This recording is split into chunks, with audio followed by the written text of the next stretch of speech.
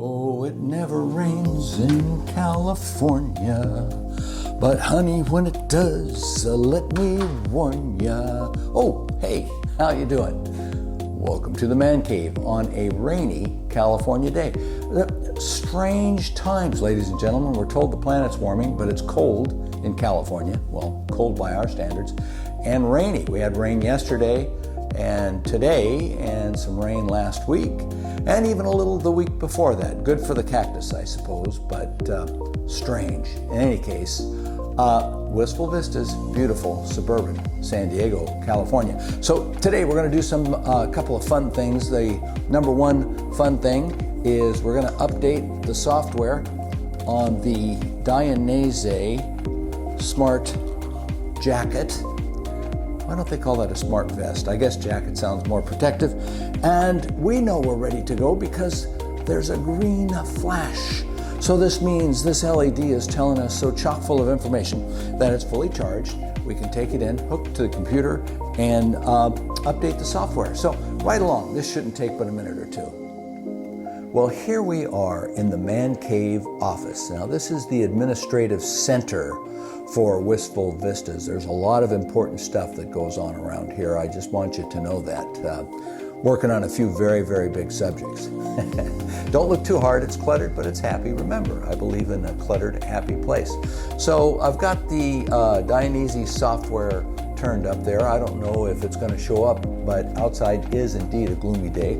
So I've got the software system disconnected, so I need to take, can you see the back of my head there? Let me stand over here. I need to take this USB cord and connect it to the back of my Mac, and we should be getting some magic happening here. All right, there we go. It just came up. It says a new system update is ready. I'm going to click that, and current software release is version 1.1.2. We're going to go all the way to 1.2.1. I'm going to hit the install, and I hope this comes out. Anyway, you'll see that there's a little circle there, and this red band is increasing as it's downloading. And the jacket itself is going through some beautiful colors there. It's flashing red, blue, green, not chartreuse, but red, blue, green, whatever. But it is flashing a bunch. So it tells me that there's some activity happening. So a very quick comment is, while this is downloading, we're at about 58%. One gentleman wrote me on one of the airbag reviews that I did, and he said, there is a new update out there. Do I know what it does? And typically their language when they issue these updates is pretty cryptic. It says, you know, enhancements and bug improvements and that sort of stuff.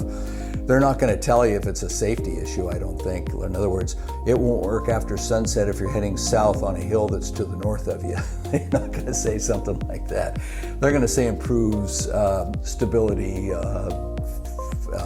response time and things, and all those things are true, I believe, but they actually are rather cryptic about exactly what the details of the system update.